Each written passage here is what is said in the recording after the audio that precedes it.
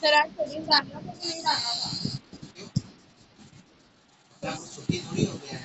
Good morning, students, and welcome to online lecture of Sharadim Modern English School. So today I am going to teach you fourth chapter, history fourth chapter, the freedom struggle of 1857. The second part of this chapter I am going to teach you. Okay.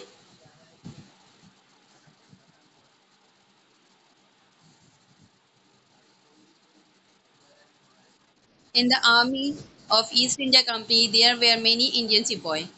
They They were ill treated by the company. Their salary and allowances were very less compared to the British soldier.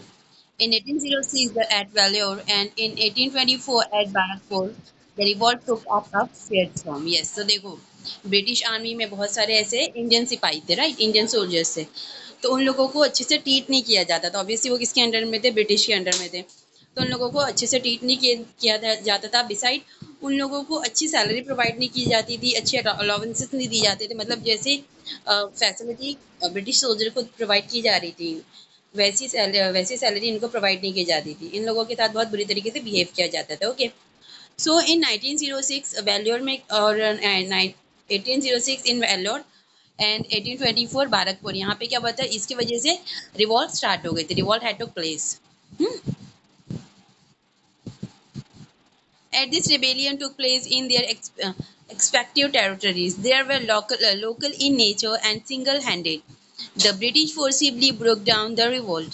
Public unhappiness was suppressed, but it did not vanish. This anger burst out in the freedom struggle of 1857. At various places, the rebellion took place against the British.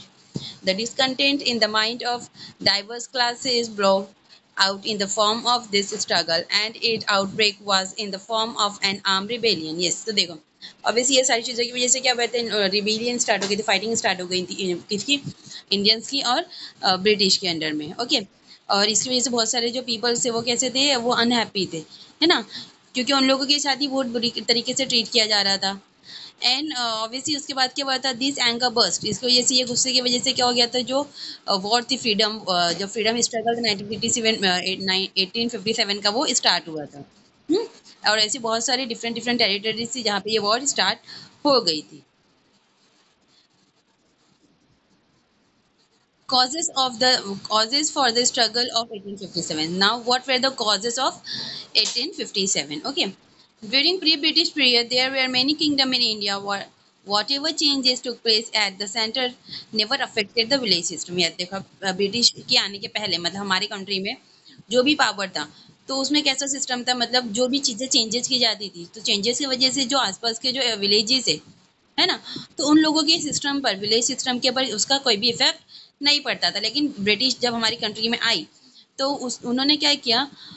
उन्होंने मतलब totally change लेकर आ गया था। But the British change the prevalent system and try to set up new system during at the changing nature of village system created a feeling instability and insecurity in the mind of the people. Yes, British क्या करती थी?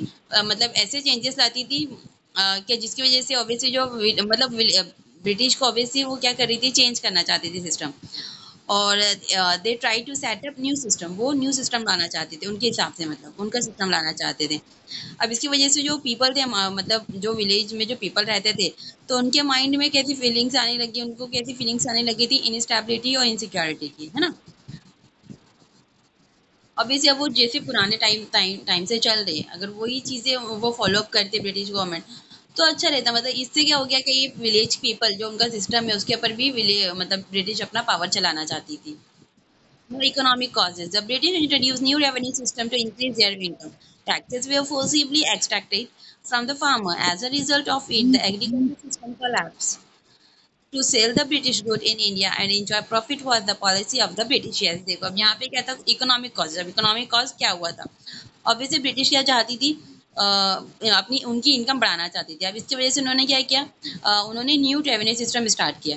Okay, obviously वो revenue system पहले different था, और अभी वो जो रेवेन्यू सिस्टम बना रहे थे वो क्या था? टोटली डिफरेंट था। इसकी वजह से उनकी जो इनकम है वो क्या हो रही थी? हमारी कंट्री में बढ़ रही थी, इंक्रीज हो रही थी। तो देखो क्या करते थे? They were forcibly extracted from the farmer, वो फार्मर को फोर्स करते थे टैक्स पे करने के लिए। And as a result of agriculture system collapse, obviously ये सब चीज़ों की वजह से क्या होता था? जो एग्रीकल्चर सिस्टम था फार्मर्स का वो कोलैप्स हो गया था। उन लोग क्या, वो जो ब्रिटिश गुड थे, ब्रिटिश जो प्रोडक्ट्स थे, तो उससे वो क्या करते थे, ज्यादा से ज्यादा प्रॉफिट इंजॉय करते थे, कौन, British government. Okay, and they impose heavy taxes, और जो यहाँ के जो प्रोडक्ट है, मतलब जो इंडियन वर्कर्स जो प्रोडक्ट बनाते थे उसके ऊपर क्या करते थे, हैवी टैक्सेस लगाते थे, जो लोकल इंडस्ट्री में बनते थे। ओके, और handicraft and textile industry of India were ween, obviously ये सारी चीजों की वजह से क्या हुआ था, मतलब जो कंट्री थी, मतलब जो इंडस्ट्री थी, हैंडीक्राफ्ट और टेक्सटाइल इंडस्ट्री थी हमारी कंट्री में, उसके जो वर्कर्स थे, ऑब्वियसली उनको सबसे ज्यादा ये सारी चीजों से प्रॉब्लम करनी पड़ी थी, क्योंकि देखो उन लोगों का जो प्रोडक्ट था, उन लोग की जो गुड्स है, उसके ऊपर क्या कर रही थी ब्रिटिश गवर्नमेंट, ज्यादा टैक्सेस लगा रही थी। अब ज्यादा टैक्सेस लगा रही थी, इसका इफेक्ट उनके जॉब के ऊपर पड़ा था, ऑब्वियसली ये चीजों की वजह से उनकी सैलरी के ऊपर भी इफेक्ट होगा ना। तो ऐसा हो रहा था। तो इसकी वजह से जो हैंडीक्राफ्ट और टेक्सटाइल इंडस्ट्री थी वो टोटली क्या हो गई थी, रुइंड हो गई थी, मतलब कोलैप्स हो गई थी, बंद हो गई थी। Many Indian artist become unemployed, yes obviously बहुत सारे ऐसे आर्टिस्ट थे, वर्कर्स एट द टाइम, तो वो क्या हो गए थे, अनएम्प्लॉयड हो गए, mean they lost their job, and they had growing discontent in their mind against wicket. Obviously अब ये एक और पॉइंट मिल गया इन लोगों को ब्रिटिश के अगेंस्ट में वॉर करने का, मतलब इनसे भी इनके माइंड में क्या हुआ, मतलब ब्रिटिश के बारे में गलत चीजें आ गई ना, डिसकंटेंट आ गई। Now social causes. The Indian felt that the British were interfering in the culture tradition and custom of India, yes. अब देखो सोशल कॉजेज में क्या है, जो ब्रिटिश गवर्नमेंट थी, जैसे हमारी कंट्री में सती सिस्टम था, डॉरी सिस्टम था, फिर सती, सॉरी हाँ, सती सिस्टम, डॉरी एंड विडोरी मैरिज, है ना, विडो। तो फर्स्टली क्या हुआ था, पहले ये सारी जो ट्रेडिशन, मतलब ब्रिटिश गवर्नमेंट ने क्या किया, हमारे जो सोशल लाइफ है ना, जैसे हमारा कल्चर ट्रेडिशन और कस्टम, उसके अंदर भी अपना इंटरफेयर करना स्टार्ट कर दिया था। ओके, तो उन्होंने क्या किया, ब्रिटिश ऑब्वियसली यहाँ पर ब्रिटिश गवर्नमेंट ने अच्छा वर्क किया, means they had done a good work in culture tradition और कस्टम्स, ये सारी चीज़ों में उन्होंने अच्छा काम किया था। फर्स्टली उन्होंने क्या किया था, दे प्रोहिबिट सती सिस्टम, जो सती सिस्टम होता था, जैसे अगर हस्बैंड की डेड हो गई है तो हस्बैंड के फंडल के ऊपर क्या करते थे, जो वाइफ होती थी उसको भी जला दिया जाता था, राइट। तो उन्होंने क्या कर दिया था, उसको प्रोहिबिट कर दिया था। And window remarriage act, window remarriage मतलब विडो मीन्स जिसके हस्बैंड की डेड हो गई है ना, तो उसको रीमैरिज करने की परमिशन नहीं दी जाती थी। लेकिन उन्होंने क्या किया, ऐसा लॉ पास करवाया जिसमें जो हो गई है उनकी रीमैरिज हो सकती है। Okay, so Sati forbid a widow marriage act were correct from social point of view, but the Indian thought that it is an interference of their lifestyle and hence they were dissatisfied. Yes, अभी देखो ऐसे एक social point of view से देखा जाए तो ये सती probit और विडोरी मैरिज ये क्या सही चीजें है ना, जो ब्रिटिश ने स्टार्ट की थी, ये करेक्ट करेक्ट मतलब करेक्ट बात है, करेक्ट। बट ये सारी चीजें जो इंडियन जो पीपल्स थे, मतलब इंडियन जो थॉट्स है उसके कैसे थी, अगेंस्ट में थी, है ना। इससे क्या हो रहा था कि ब्रिटिश जो है, ब्रिटिशर्स जो है वो इंडियन के अंदर इंटरफेयर कर रहे हैं ना, उनके लाइफस्टाइल में, उनके हर चीज में क्या करें, इंटरफेयर करें। इसकी वजह से क्या होगा, ये सारी चीजों की वजह से भी जो इंडियन पीपल के अंदर, मतलब वो ये सारी चीजों से क्या हो गए थे, डिससेटिस्फाई हो रहे थे। Now political causes, after after 1757 the British took charge of many Indian states. Later Lord Dalhousie annexed many princely states on various causes. Yes, so now what happened after 1757? After 1757, British took charge of many Indian states. Yes, तो British ने क्या कहते थे, बहुत सारे जो Indian states है उसको कैप्चर कर लिया था, उसको अपने अंडर में ले लिया था, बहुत सारे स्टेट्स को। And later Lord Dalhousie annexed many princely states in various causes. Yes, अब देखो. And after that, what the British did, Lord Dalhousie, right? Lord Dalhousie annex में कैप्चर करना, मतलब ऐसे बहुत सारे प्रिंसली स्टेट थे, मतलब जहाँ पे रूलिंग पावर चल रहा था, किंग की किंगडम चल रही थी, राइट। तो ऐसे स्टेट्स को भी उन्होंने क्या कर दिया था, लॉर्ड डेलहाउसी ने अपने अंडर में ले लिया था, मतलब अनेक्स कर लिया था। The nawab of Ayodhya were dethroned on ground of maladministration, whereas the princely state of Satara, Nagpur, Jhansi were annexed through the doctrine of lapse. Yes, अब ये doctrine of lapse क्या एक पॉलिसी थी, राइट। तो इसकी वजह से क्या हुआ था, मतलब जो ब्रिटिशर्स थे उन्होंने जैसे जो स्टेट्स है, princely states like Satara, Nagpur, Jhansi, इसको भी अपने अंडर में अनेक्स कर लिया था।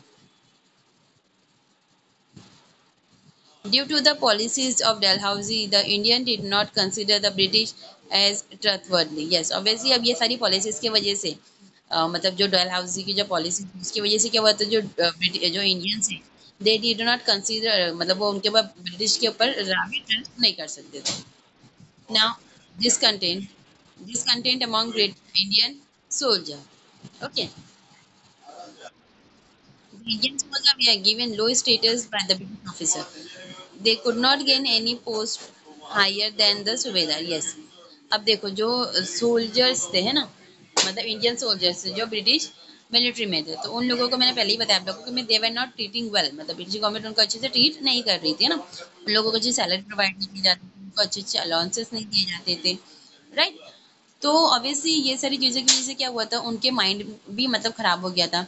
इनफैक्ट डिसाइड दैट उन लोगों को सैलरी और अलाउंसेस के अलावा उनके साथ अच्छे से बिहेव भी नहीं होता था, और प्लस उनकी क्या नहीं होता था पता है, एक सूबेदार एक पोजीशन होती थी, मतलब सूबेदार एक पोस्ट होती थी, तो वही पोस्ट तक मतलब जो इंडियन सोल्जर्स है उनको दी जाती थी, मतलब वही सबसे ज़्यादा हाईएस्ट पोस्ट मानी जाती थी, और उसके ऊपर जो पोस्ट होती थी मतलब उससे जो हायर वाली जो पोजीशन होती थी मिलिट्री में, तो वो इंडियन सोल्जर्स को नहीं दी जाती थी। Okay, they were paid less compare to British soldier. Yes, means उनकी जो सैलरी होती थी वो कैसी होती थी, लेस होती थी as compare to British soldier.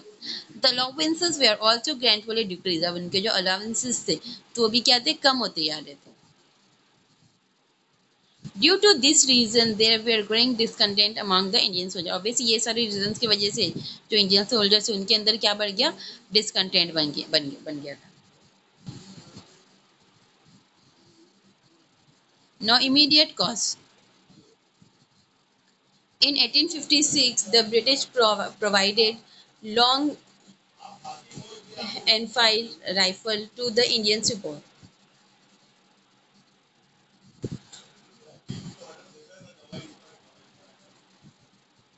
Yes, now immediate cause.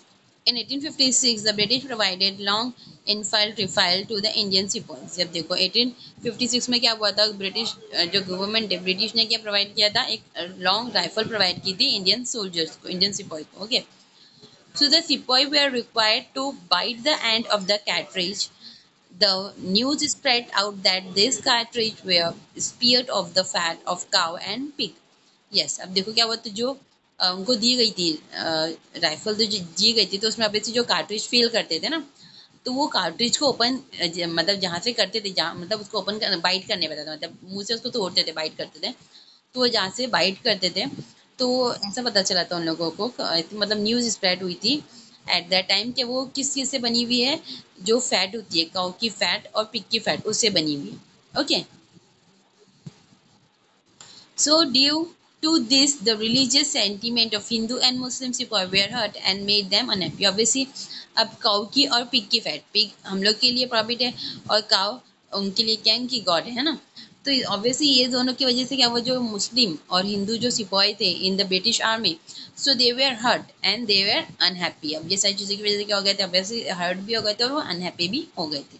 Okay, now the outburst, the dispensary, the disciplinary action was taken on those सिपाही who refused to use the smear cartridge and were given severe punishment. Yes, अब देखो outburst क्या हुआ था, मतलब obviously जो अब जैसे इन लोगों को ये कार्ट्रिज दी गई थी ना, मतलब ये राइफल दी गई थी जिसमें उनको कार्ट्रिज फिल करना होता था, अब इसके जो अगेंस्ट में था, जो रिफ्यूज कर रहा था इसको यूज करने के लिए, तो उन लोगों को ब्रिटिश गवर्नमेंट क्या करती थी, पनिशमेंट देती थी। Okay, so Mangal Pandey from Barrackpore cantonment shot at English officer as a reaction to adjust nature of British officer. अब देखो क्या हुआ था, ऑब्वियसली ब्रिटिश ऑफिसर्स क्या चाहते थे, मतलब वो जो जो कर रहे हैं तब इंडियन सोल्जर उनको सारी मतलब उनकी चीज़ें फॉलो करें, उनके ऑर्डर फॉलो करें।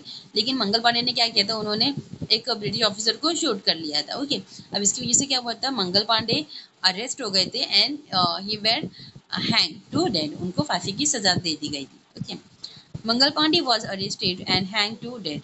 This news spread like, yes देखो मंगल पांडे अरेस्ट हो गए थे and he were hang. Now this news spread fire. The entire regiment of Indian Sepoy at Meerut took part in the freedom struggle and marched toward Delhi. Thousands of Indian voluntarily joined them on the way. Yes, अब देख क्या है, obviously ये जो news थी मंगल पांडे की मतलब punishment की सज़ा की, जो उनको हैंग करवा दिया गया था, तो ये एक फॉरेस्ट फायर की जैसी, मतलब फॉरेस्ट फायर के स्पीड में स्प्रेड हो जाती है ऑल ओवर द फॉरेस्ट, वैसे ही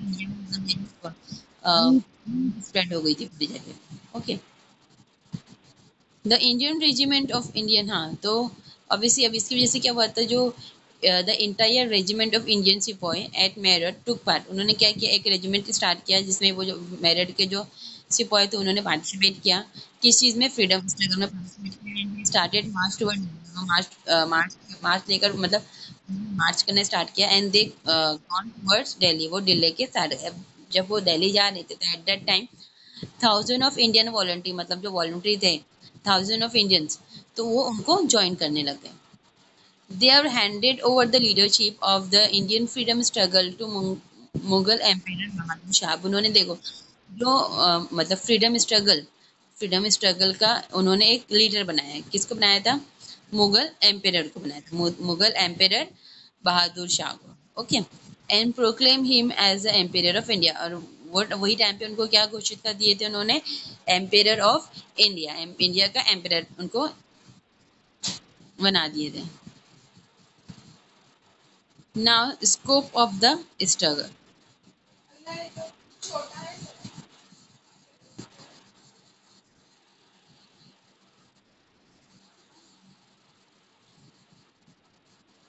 The self-confidence of the sepoy increased with the capture of Delhi. It also gave inspiration to other soldiers. The revolt soon spread in North India. The Indian soldier revolted in contentment from Bihar to Rajasthan, Rajputana. Yes. So देखो the self confidence of the सिपाही, अब जिसकी वजह से obviously अब उन लोगों ने देखे कि इतने सारे जो लोग हैं, इतने सारे जो वॉलंटरी है, इतने सारे जो सिपाही है, वो क्या करे, अपना कंट्रीब्यूशन दे रहे कहाँ पर, जो फ्रीडम स्ट्रगल था उसमें। तो इससे क्या हुआ, जो अदर जो सिपाही थे उनके अंदर भी क्या, मतलब उनके अंदर भी एक कॉन्फिडेंस आ गया है ना। एंड उन्होंने क्या किया, the self confidence of the sipahi increase with the capture of Delhi. हाँ, अब देखो उन्होंने क्या किया, जो दिल्ली है तो उसको कैप्चर कर लिया। अब दिल्ली को कैप्चर करने के बाद उन लोग का जो कॉन्फिडेंस है वो और बढ़ गया। It also gave inspiration to other soldier. Obviously ये एक इंस्पिरेशन थी किसके लिए? जो अदर सोल्जर्स है, जो किसके अंदर थे, मिलिट्री, ब्रिटिश मिलिट्री के अंदर, तो उनके लिए भी क्या थी कि इंस्पिरेशन थी। The revolt soon spread in North India. Obviously अब देखो स्लोली स्लोली वो जो रिवॉल्ट वो कहाँ पे स्प्रेड हो गई है? In North India. The Indian soldier revolted in cantonment from Bihar to Rajputana. अब देखो जो इंडियन सोल्जर्स है कहाँ से स्टार्ट की? In cantonment from Bihar to Rajasthan, यहाँ तक। Okay, the revolt spread in Lucknow, Allahabad, Kanpur, Banaras, Bareilly and Jhansi. Yes. So after that the revolt were spread in other states like Lucknow, in other cities, Lucknow, Allahabad, Kanpur, Banaras, Bareilly, Jhansi. Okay. Later is spread to South India. Yes. So after that, firstly वो कहाँ पे spread हुई है? Revolt North India में हुई है, right? And after that it spread in South India. Okay.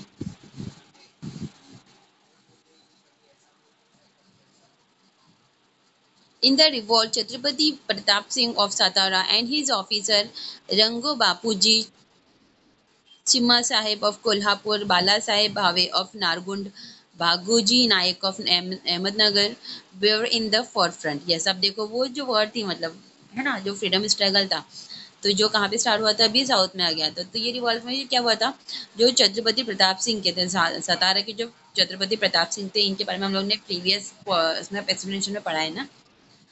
तो इनके जो मतलब ऑफिसर्स थे, लाइक रंगू बापूजी, चीमा साहेब जो कोल्हापुर से बिलोंग करते थे, बाला साहेब जो नारगुन से बिलोंग करते थे, एंड बागोजी नायक वो belong to Ahmednagar.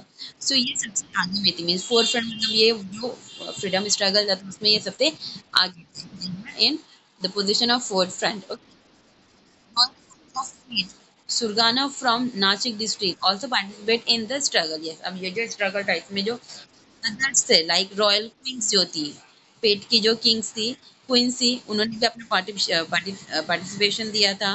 And सुरगाना from Nashik, वो कहाँ तक था? सुरगाना से लेकर नासिक डिस्ट्रिक्ट था। Okay, and in 1857 under the leadership of Kajar Singh the Bhils revolted whereas Shankar Shah, the Bhil revolted whereas Shankar Shah led the revolt in Satpura region. Yes, अब देखो बाद में क्या हुआ था, ये जो स्ट्रगल है ये ज़्यादा स्प्रेड हो गया था। तो 1857 में किसकी लीडरशिप के अंडर में? काजर सिंह, काजा सिंह की लीडरशिप में जो भील्स है, भील्स वो कम्युनिटी होती है, ट्राइब कम्युनिटी होती है ना, तो इन लोगों ने भी क्या किया था, रिवॉल्ट स्टार्ट कर दिए थे। कहाँ पर?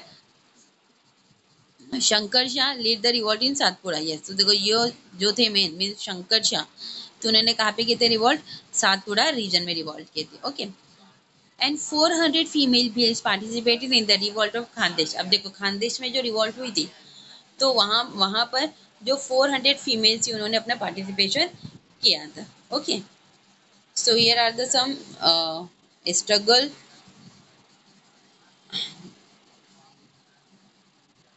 so here are the some pictures of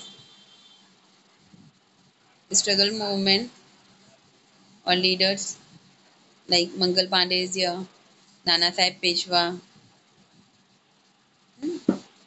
who had given their contribution or participation in freedom struggle. Okay, now leadership of the struggle.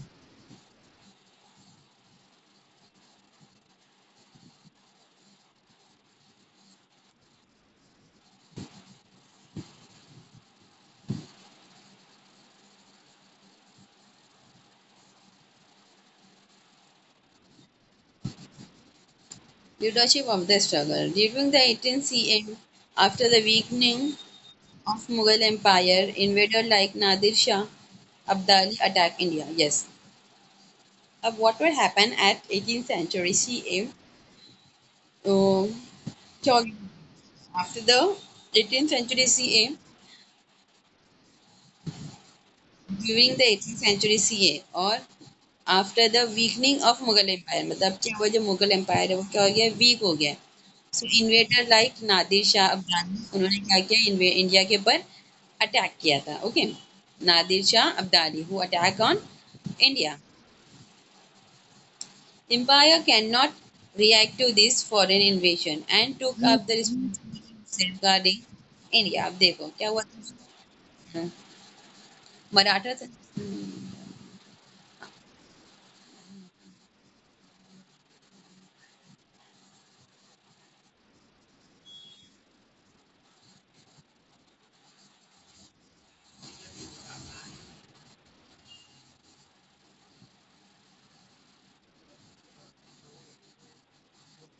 Yes, सो अब्दाली ने क्या किया था, नादिर अब्दाली ने इंडिया के ऊपर अटैक किया था।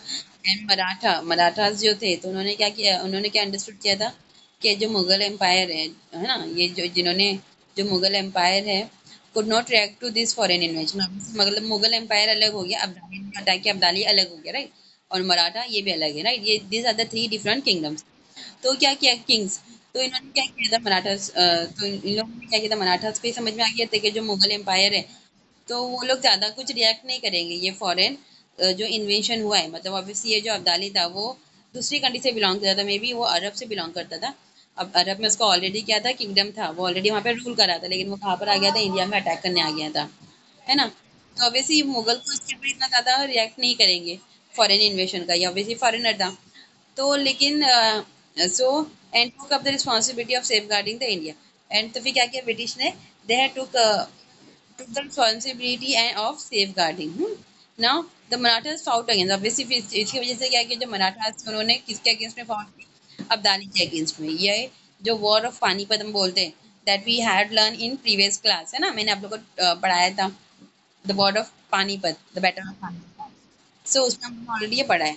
तो इसकी वजह से क्या, मराठास ने किसके अगेंस्ट, अब्दाली के अगेंस्ट में फाउट किया था,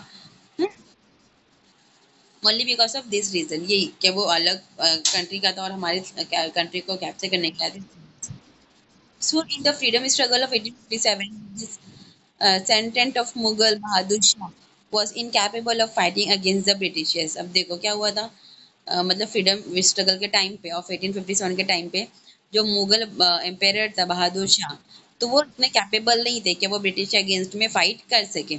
so understanding the condition, Nana Saheb Peshwa, Rani Lakshmibai of Jhansi and Tatya तोप टूक up the charge of the freedom struggle. Yes, तो बहादुर शाह ऑब्वियसली कैपेबल नहीं थे कि वो फ्रीडम स्ट्रगल में फाइट करते, जिसकी वजह से क्या किया, जो अदर्स जो पीपल थे like Nana Saheb, Rani Lakshmibai of Jhansi और तात्या टोपे, उन्होंने ये सारी चीज़ों को समझा और उन्होंने क्या किया, वो एरिया मतलब वो जो एरिया थे, वो जो सिटीज थे, वहाँ का इंचार्ज लिया और वहाँ पर जो फ्रीडम स्ट्रगल था उसमें पार्टिसिपेट किया।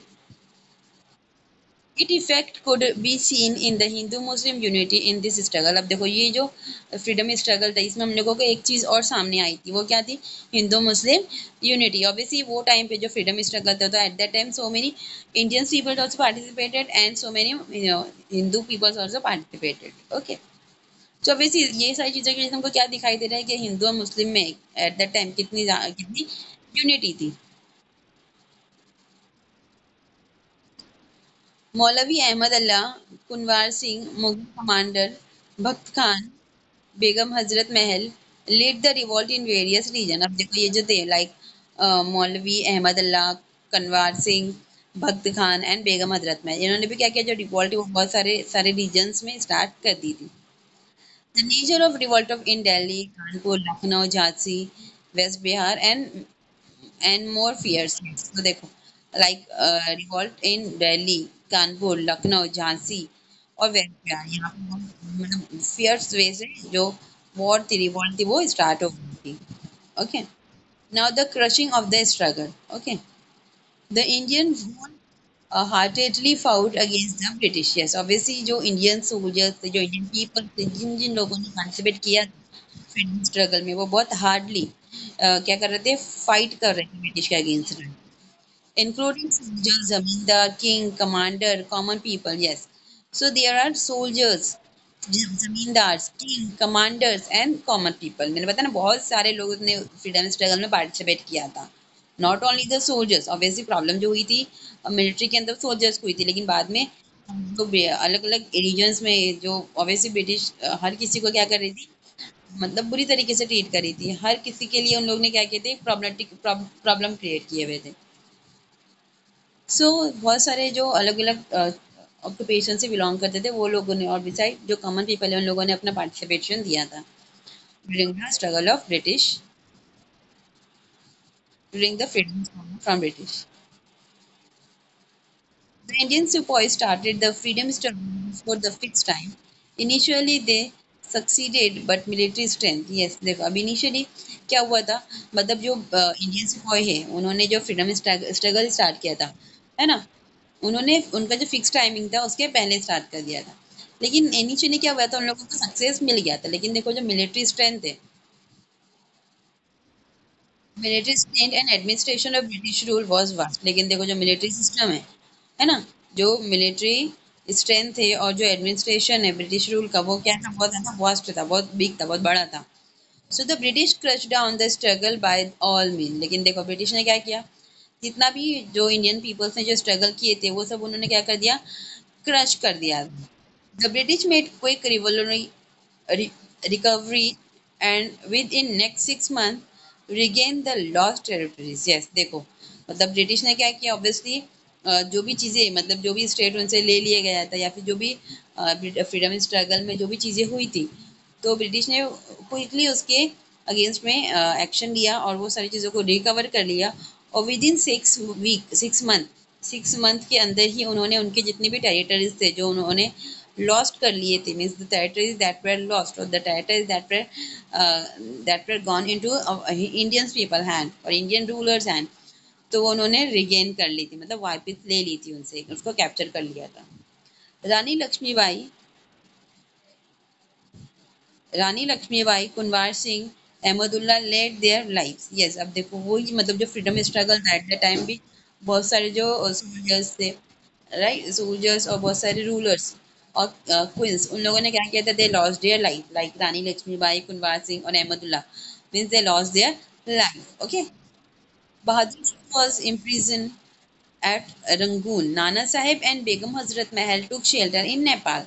Tatya Tope fought for next 10 months against the British, but due to betrayal he was catch and hanged to death। Yes, देखो लेकिन देखो ये जो स्ट्रगल है ये चल ही रहा था। ओके, बहादुर शाह जो था तो उनको इम्प्रिजन, उनको मतलब सजा सुना दी गई थी, कहाँ पर, रंगून में। एंड नाना साहेब और जो बेगम हजरत महल थे उन लोगों ने क्या किया था, मतलब ऑब्वियसली ब्रिटिश से बचने के लिए उन्होंने they had taken the shelter in Nepal, उन्होंने नेपाल में शेल्टर ले लिया था। एंड तात्या टोप, स्टिल तात्या टोप जो है उन्होंने 10 मंथ के बाद भी उनकी जो वॉर थी, फाइट थी, वो कंटिन्यूसली चली रही थी। लेकिन एट लास्ट फाइनल मतलब बहुत टाइम के बाद क्या हुआ था, due to betrayal he was catch, वो पकड़ लिए गए थे और again he were hang to dead, उनको भी फांसी दे दी गई थी. In this way, by the British, in this way, by the end of 1858, the British restlessly crushed down the struggle. Yes, इसी मतलब यही सारी चीज़ों की वजह से जो मतलब 1857 में देखो वॉर स्टार्ट हुई, लेकिन 1858 में ब्रिटिश ने क्या किया था, मतलब वो सारे स्ट्रगल को क्रश डाउन कर दिया था. Okay. Even though the struggle began with the discontent among Indian soldiers, but the later the peasant, artisan, common people, tribe came together to fight against the Britishers. अब ये सारी चीज़ों के बाद भी, ये इतने सारे स्ट्रगल के बाद भी मतलब उनको ऑब्वियसली उन लोगों को कुछ गेन नहीं हुआ ना, लेकिन फिर भी क्या हुआ, मतलब ब्रिटिश सोल्जर्स के माइंड में क्या था, डिसकंटेंट था ही, है ना. और फिर बाद में भी क्या, वो बहुत सारे पीजेंट, आर्टिसन, कॉमन पीपल और जो ट्राइब्स है, उन लोगों ने क्या किया है, मतलब एक होकर टुगेदर होकर उन लोगों ने जो ब्रिटिश के अगेंस्ट में फाइट थी वो कंटिन्यू रखी थी. In this rebellion Hindus Muslim stood up with a great force. Yes, अब देखो ये रिबेलियन में भी क्या हुआ था, जो हिंदू और मुस्लिम थे वो सब एक साथ ही खड़े हुए थे. दे common their common aim was overthrowing the British from India. Yes, अब वो सबकी क्या थी, इंडियन और मुस्लिम, सॉरी, हिंदू और मुस्लिम की क्या थी, कॉमन थिंकिंग थी. वो सब क्या चाहते थे, जो ब्रिटिश हमारे कंट्री पे रूल कर रही है उसको यहाँ से निकालना है. Means we have to overthrow British. There was an inspiration of gaining independence behind this struggle, and therefore this freedom struggle gained a national form. Yes, अब ये सारी चीज़ें की वजह से बहुत सारों को क्या मिले, कि इंस्पिरेशन मिली थी ना, इसकी वजह से ये जो फ्रीडम स्ट्रगल था, it gain a national form, इसको क्या दिया गया था, एक नेशनल फॉर्म दिया गया था. ओके.